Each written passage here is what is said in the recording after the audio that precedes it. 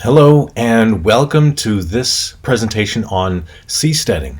My name is Grant Romant. I'm from Ocean Builders, and today we'll be talking about how to hack the SeaPod.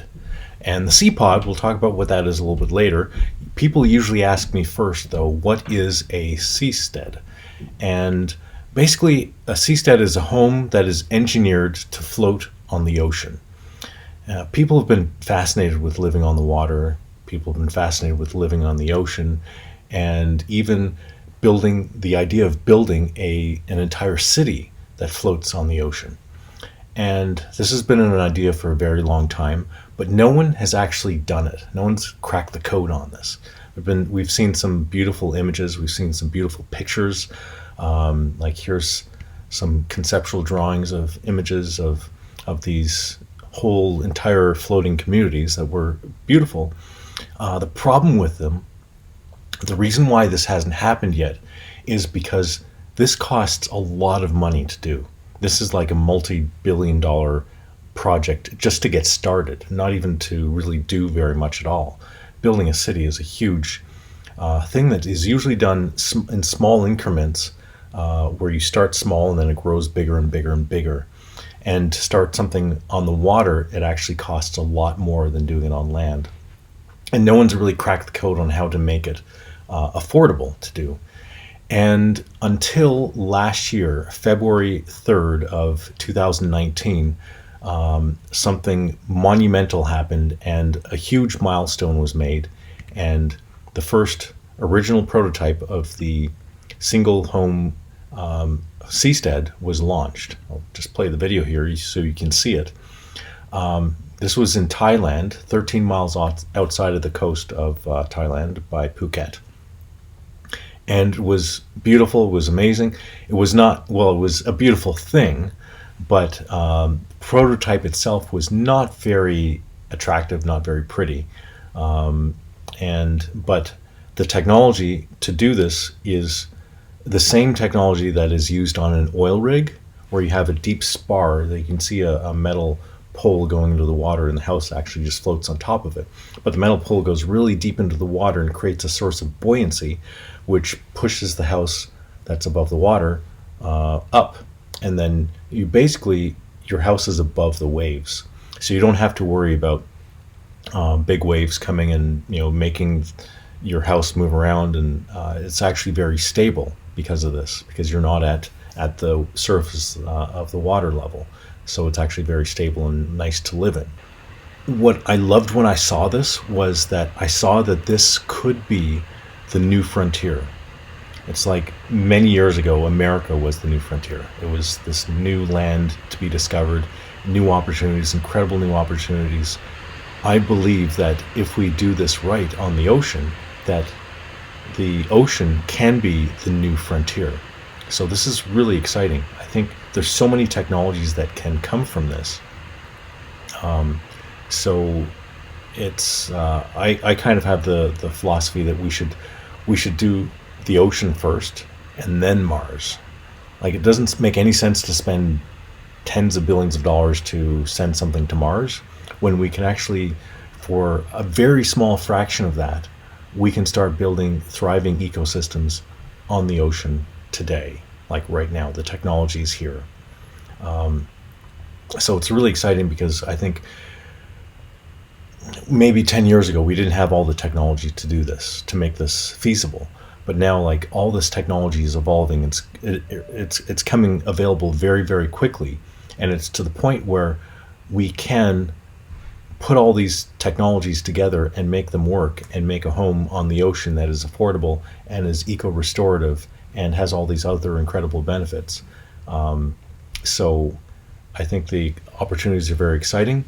But when I first was on the original Seastead by Thailand, it was really ugly. It was a diamond in the rough. You had to have a lot of imagination to see where it could go, because it was not pretty. So we've spent a lot of time since then to redesign it, to make it sexy, to make it beautiful, to make it inspiring to want to actually live there. So we have our new design model that is called the SeaPod. So Seastead is a basic class of this kind of floating home idea. So with every major innovation, major change, sometimes that is such a dramatic change that it causes fear in some people. And that happened in Thailand. If you hadn't heard, our project became very well known because the Thai Navy actually decided to invade our seastead. And it was frontline headline news around the world. Most major newspapers, TV shows, radio programs covered this story because we were actually on the run for a long time. The Thai Navy was chasing our team, and they were threatening the death penalty and life in jail, and saying that this was a threat to, like, this was an act of terrorism and all kinds of things. So it was, at the time it was horrible, but now in retrospect, it brought a lot of attention to the whole movement, and it's actually, I think it's helped a lot. But just, while it was going through, it was kind of a little bit scary. So some of the media that's covered us is like all the big names that you would recognize and know. So we almost ended up in one of these, which is a Thai prison, which is some place you don't want to end up. It does not look like a comfortable place to be at all. But as Chow said in the movie The Hangover, but did you die? And the answer is no, we didn't. And here is our hero picture to prove that we survived after the big rescue, which a whole book and a movie is being written about because it had all the elements of a James Bond thriller kind of movie. So it's pretty interesting what happened. So now we are in Panama. This is the location where we will be building the first community of homes. This is the exact island that we will be on, where our manufacturing plant is in construction. This is the early pictures. This was back in February. We've gone a lot farther now. These pictures have not been, these are the first time these pictures are being shown. This is our manufacturing plant now mostly built. We're still missing the front door, but that's okay because things are going on inside. So we're going to show you during the live part of the presentation here, we'll be showing you some more pictures, some of the things we've been building, some of the things we're putting in the water. And we'll talk about a lot of the technologies we're going to be developing.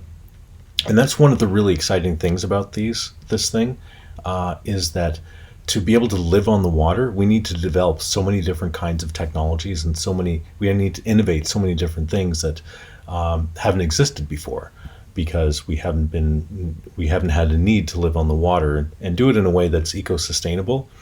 Because the way we've built homes and built a life for ourselves on land has not been good for the environment. We usually clear cut a forest before we put a house up. And that's just not good.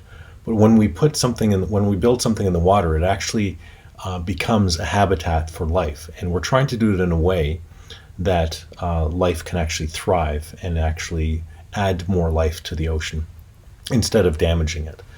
So there's a lot of really innovative technologies we're working on for the SeaPod, and we're really excited about a lot of these things. We have a huge 3D printer. We'll show you some pictures of that later. It's 20 feet long by 16 feet wide and 8 feet tall. And our goal is to eventually be able to print an entire house with a 3D printer.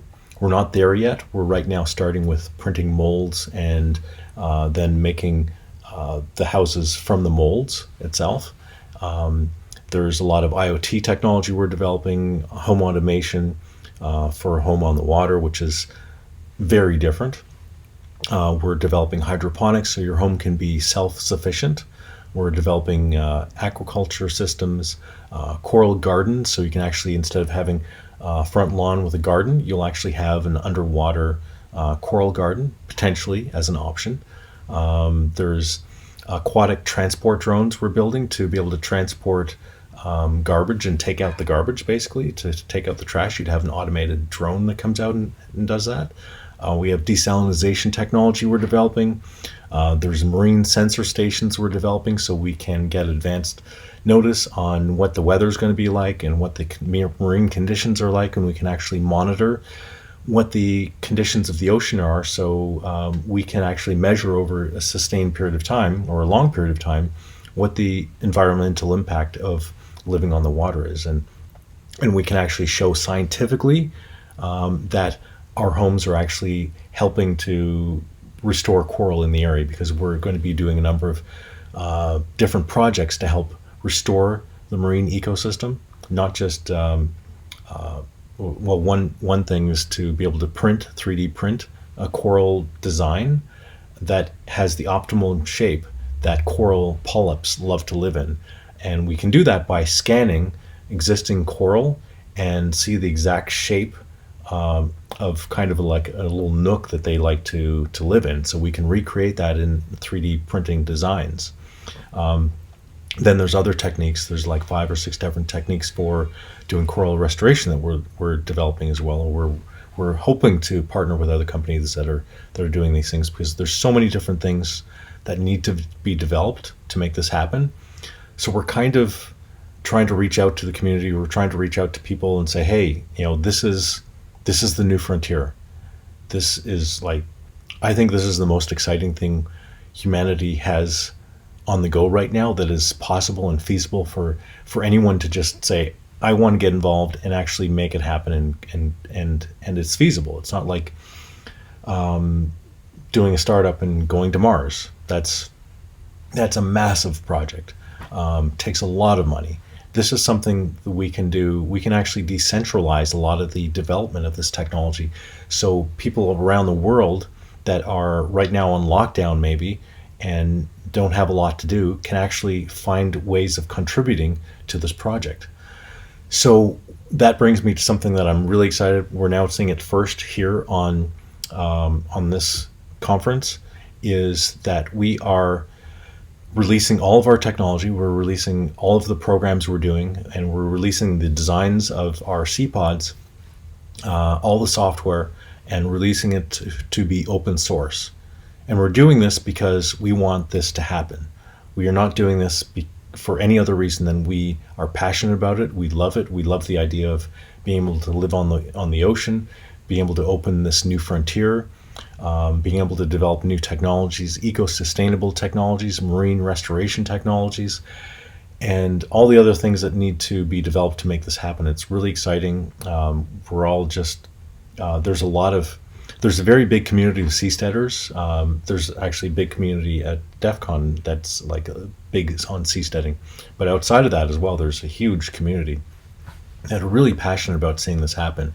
So we have like a decentralized team all over the world that we're trying to get them to collaborate and get them to focus on different areas of development. And if we can do this, I think we can make like 20 years of development progress in the next couple of years if we can do this right, if we can really focus and find a way to make it happen. It's a really exciting time for us, and we hope to kind of put the call out to the community here and say, well, who wants to be involved in this? Who wants to help out with this? Who wants to contribute, whether it's just writing a little bit of software code or maybe making a design for a floating drone or your own floating house design that you think might be better than what we're doing. And you can actually take our designs, you can take our software code, you can take our designs I've been sweating over for the last year plus, and you can say, well, that's really beautiful, I love it, but I want it to be longer, I want it to be taller, I want it to be a different shape, I want it, whatever it is.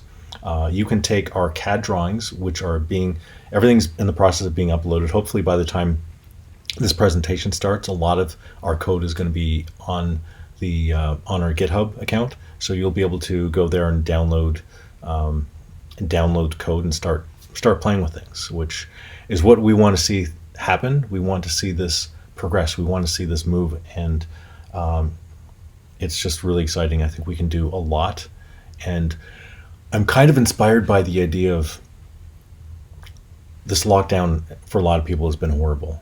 It's been kind of boring. It's been a time of frustration, and I think we can maybe turn things around. And what if we could mobilize millions and tens of millions of people around the world to actually do something productive with their time? If we had millions of people contributing just a couple hours a day to different projects that they're passionate about, put all that together, and we could have an incredibly different world, new ideas, new techniques, new things that we weren't even thinking about before. They can develop very quickly, but we have to just try to find a way to focus their energies into something that is productive. And I think we have a track here for developing technologies on the ocean to build floating homes and a floating ecosystem that can thrive and has a lot of potential, I think, for humanity. So I'm really excited about it. I'm really excited about opening this up to the open source community and having you guys take what we've been looking at and what we've been trying to do and what the seasteading community in general has been trying to do, and we want to move this forward. So I invite you to take part in the whole conversation we're going to be having here today. We're going to be sharing a lot of things we haven't shared publicly before and giving a lot of things away. So yeah, we'd love to have you involved. We have mobile app.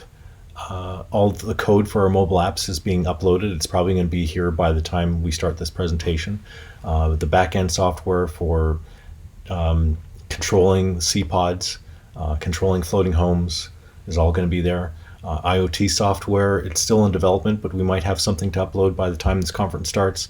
IoT hardware, we have all kinds of things coming together. So we'll be posting our plans for hydroponic system that is really cool. I think it's a super high yield technique for growing food that I'm really excited about. We'll be putting, as soon as we have Gerber files for the actual circuit design for our home automation hardware, we will be publishing that as well. So it's very exciting. Lots of stuff going on. So CAD drawings for all our models, CAD drawings for our boats, and once again, we just want to open it up. And if you have a better design or a newer design, or maybe there's parts that we're missing that need to be designed, we're just asking for people to, if they're passionate about this, to contribute and see where we can take this. I think we can take this to something really incredible. So we're going to start now a movie that we made to kind of show what's been happening with seasteading, what happened with our event in Thailand, and the whole controversy that happened over there. So this is a little presentation that kind of takes you through all that. So I hope you enjoy it. Then we'll come back and we'll go into the live section. Welcome to Ixley, the first Seastead. As you come in from this beautiful entrance, we have seen this before. Nothing but water.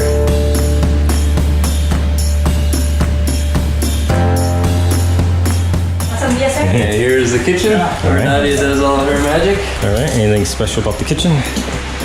Just we have fresh water. Fresh water. Okay. No problem. We could refill as needed, but we've never had to do that because I have a water maker. Okay.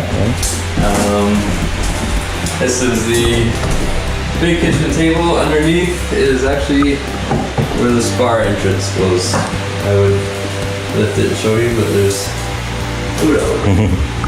We have a nice little electric room. You might understand electricity. Okay. All right. There's a lot of little hidden storage all over the place. I'm scared of Here's It's kind of, Oh, nice. really good size with yeah. little closet. Okay. The bathroom. Yeah. All right. Toilet. Great. Just take a video and Shower or storage room. Actually, pretty decent size. When we send Right. somebody out, then my Should be great for all these small home lovers out here. serve yourself for 2 people. Yeah. All right. some islands off in the distance. So that's only, he said, 20 miles out, and go and spend a day on the island if you're getting a little tired of just floating around. So plenty to see out here, all within a short sailing distance. All right, that's it.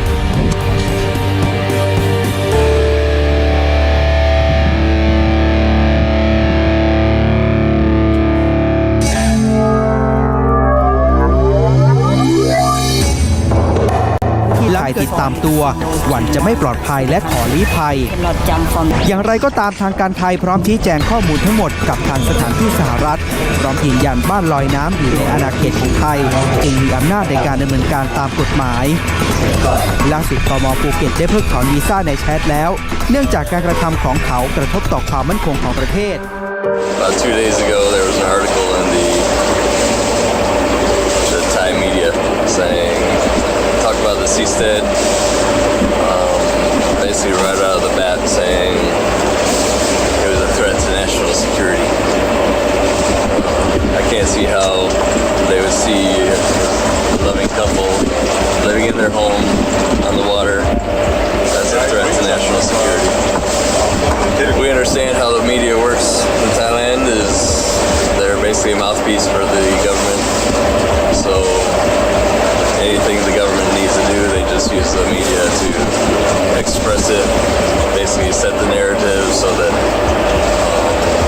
the people know where they stand. There's some contacts we have with the military. We contacted them. They said, yep, they're all up in arms about your Seastead. All the military at the top level, they're beating their chests. They're trying to one-up each other. Who can shoot it down the best? Just in the middle of the night, we were trekking through mud, pushing our dinghies out at low tide, trying to quietly get out of Phuket. It was all stories were BS. The way things work in Thailand is it's a military dictatorship. So if they want somebody's giving them trouble, they think they're giving them trouble, they just take them out. So we're not gonna take the chance that there's no due process. They obviously displayed by taking out our Seastead, destroyed our home. I had everything I owned there. I just have some bag with some clothes that I was in Phuket. Unfortunately, I was in Phuket at the time. Otherwise, they probably just taken us down with the Seastead. Chad Elwartowski's sister says seasteading has been a dream for him, but one that is now turned into a nightmare. Oh my God, I'm sick. I'm just so sick about it. I just want him home.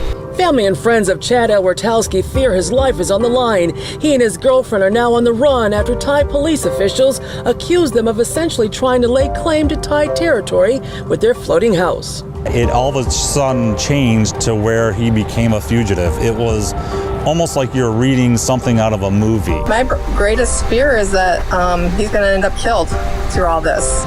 They were just living there. They didn't build it, they didn't buy it. They were living on the Seastead, but now they are hunted as criminals. I used to FaceTime him and be able to see my brother, and now I can't. You know, I can't see where he is. I can't talk to him. You know, it's just killing me. I'm sorry. It's hard. And we're also trying to communicate with Chad ourselves. We'll let you know if he's able to reply. Kimberly Craig, 7 Action News. I'm just next for Nadia. She's Thai. So, you know, her family, her son was supposed to start school this week. She's been trying to sign him up. Had to go in this week to go take care of that, but she can't. This is all this stuff. It doubles our resolve. The seasteading has to happen. We're obviously still. I mean, this week was a whole hit on freedom. We need to show that we can have new government. We were free on the Seastead, even if just for a moment, and it was great.